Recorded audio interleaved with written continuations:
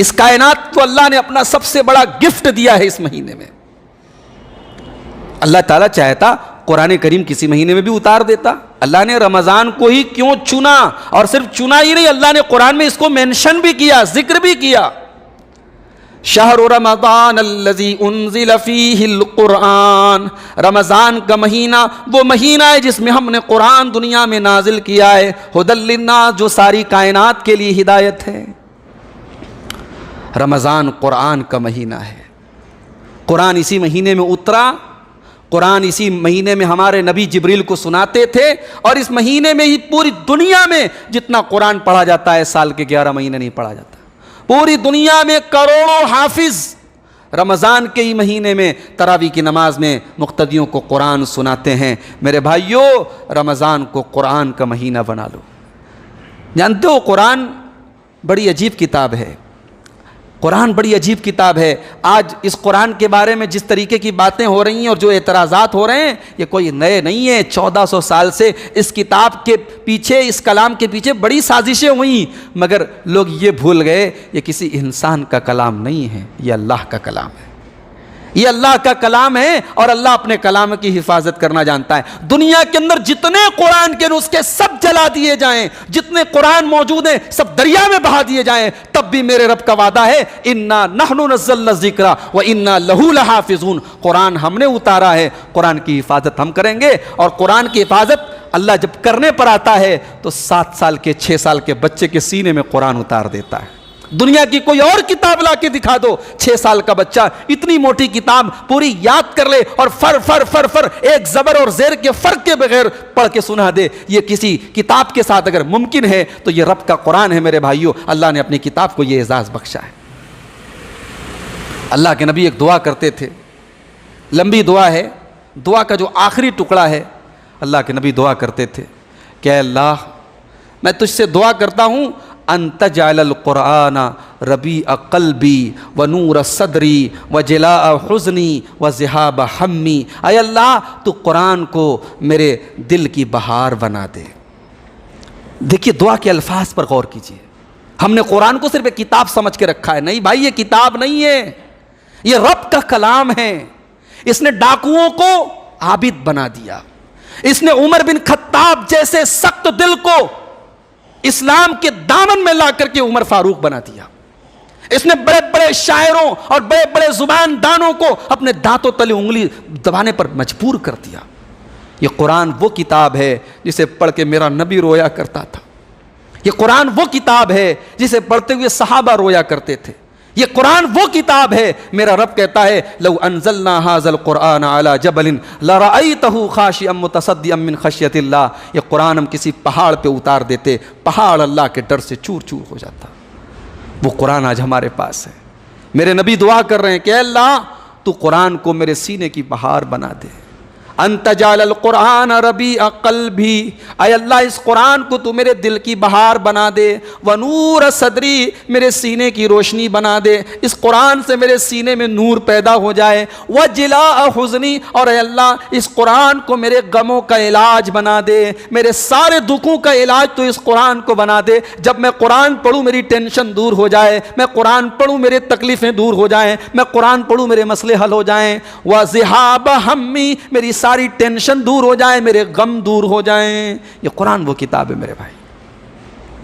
دنیا میں جب ہماری کہیں گردن پھنستی ہے نا، عدالت کا مسئلہ آتا ہے، کچہری کا مسئلہ آتا ہے، تو ہم کوئی سورس فل آدمی کو تلاش کرتے ہیں جو عدالت میں ہماری پیروی کر سکے، ہماری ضمانت لے لے، ہم چھوٹ جائیں، ہمارا کیس ختم ہو جائے. اگر ہم نے رمضان کی راتوں میں اس قرآن کو پڑھا ہوگا تو یہ قرآن قیامت کے دن ہماری پیروی کرے گا. مسند احمد کی روایت، اللہ کے نبی فرماتے ہیں کل اللہ کی بارگاہ میں 2 لوگ تیری پیروی کریں گے. گنہگاروں، اللہ کے نافرمانوں، 2 چیزوں کو اپنا بنا لو. 2 چیزیں قیامت کے دن اللہ کی عدالت میں تمہاری پیروی کریں گی، تمہارا وکیل بن کر کے آئیں گی، تمہاری سفارشی بن کر کے آئیں گی. کون سی 2 چیزیں ہیں؟ ایک روزہ آئے گا، روزہ آ کر کے کہے گا یا ربی منعتہ، اے اللہ تیرا بندہ بھوکا رہتا تھا، پیاسا رہتا تھا، میں نے اس کو پانی سے روک کے رکھا, کھانے سے روک کے رکھا, اس کی بیوی سے روک کے رکھا. اے اللہ تیرے ڈر سے اس نے کھانا پینا شہوت سب چھوڑ دی.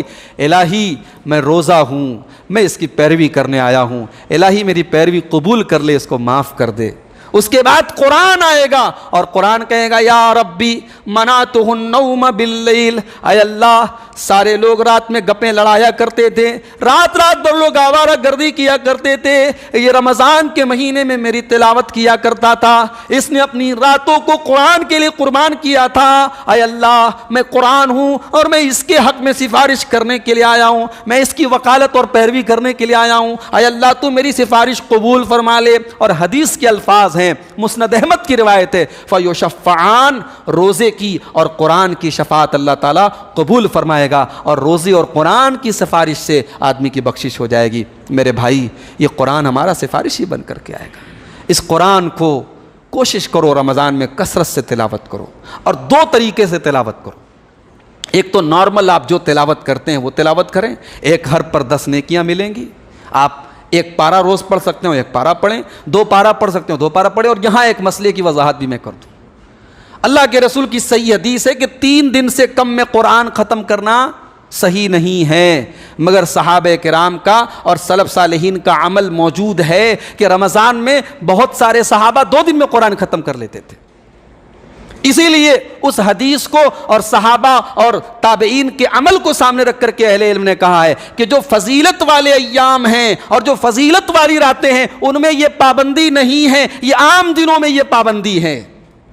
رمضان کی راتوں میں آپ کثرت سے تلاوت کریں, روزہ ایک آدھا قرآن پڑھ لیں اگر اللہ تعالیٰ آپ کو توفیق دے رہا ہے. امام مالک رحمۃ اللہ علیہ جیسا جلیل القدر محدث جو حدیث پڑھانے بیٹھتا ہے مدینہ کے اندر نبی کی مسجد میں, دور دور سے, ایران سے, بخارا سے, اصفہان سے, نیشاپور سے, کہاں سے حدیث کے اسٹوڈنٹ آتے ہیں ان سے حدیث سیکھنے کے لیے. مگر جب رمضان کا مہینہ آتا تھا امام مالک اعلان کر دیتے تھے بھائی 1 مہینہ میں حدیث نہیں پڑھاؤں گا, 1 مہینہ حدیث کا درس بند, یہ قرآن کا مہینہ ہے. 1 مہینہ امام مالک ابن انس مسجد نبوی میں بیٹھ کر قرآن کا درس دے گا, قرآن کو پڑھے گا, قرآن کی تلاوت کرے گا. یہ مہینہ قرآن کے لیے قربان ہے, یہ مہینہ قرآن کے لیے وقف ہے. یہ امام مالک کا حال تھا. امام سفیان الثوری, امام ابراہیم الاسود, یہ محدثین ہیں. جب ہم حدیث بخاری کی حدیثیں پڑھتے ہیں نا, یہ لوگوں کے نام بار بار آتے ہیں, یہ وہ محدثین ہیں. ان کے بارے میں ان کی سیرت نگاروں نے لکھا ہے امام سفیان الثوری رمضان میں یعنی 2 دن میں قرآن ختم کرتے تھے, 30 دن میں 15 قرآن ختم کر لیتے تھے. تو بھائیو رمضان میں ایک تو تلاوت آپ کریں کہ نارملی آپ تلاوت کریں, اور ایک تلاوت آپ الگ سے کریں کہ سمجھ کے قرآن کو پڑھیں. کوئی اچھا سا قرآن کا ترجمہ لے لیں, بڑا مفید ترجمہ ہے, مختصر تفسیر ہے احسن البیان, علامہ صلاح الدین یوسف رحمۃ اللہ علیہ کی, جو پچھلے سال کورونا کے دور میں جن کا انتقال ہوا. بڑی آسان سی تفسیر ہے, ہر جگہ موجود بھی ہے, آپ اس کو اپنے مطالعے میں رکھیں. ایک آیت پڑھیں, اس کا ترجمہ پڑھیں, پھر دیکھیں نیچے حاشیہ میں کیا لکھا تفسیر. جو صحیح تفسیریں ہیں, تفسیر کے نام پہ بھی بڑی الٹی سیدھی چیزیں موجود ہیں, تو جو مستند تفسیریں, تفسیر ابن کثیر آپ پڑھ لیں, تفسیر احسن البیان پڑھ لیں, ڈاکٹر لقمان سلفی کی کتاب ہے, تفسیر کی کتاب ہے تفسیر و تحسیر الرحمان, وہ پڑھ لیں. جو مستند تفسیر کی کتاب ہے کوئی مختصر سی تفسیر لے لیں, ایک آیت پڑھیں, ترجمہ پڑھیں, تفسیر پڑھیں. اس طریقے سے آپ تھوڑا کر کے جتنا بھی پڑھ سکتے ہوں قرآن کو سمجھنے کی بھی کوشش کریں. قرآن کا مہینہ ہے رمضان, قرآن سے قریب ہوں, قرآن کے پیغام کو سمجھیں اور اس پر عمل کرنے کی کوشش کریں.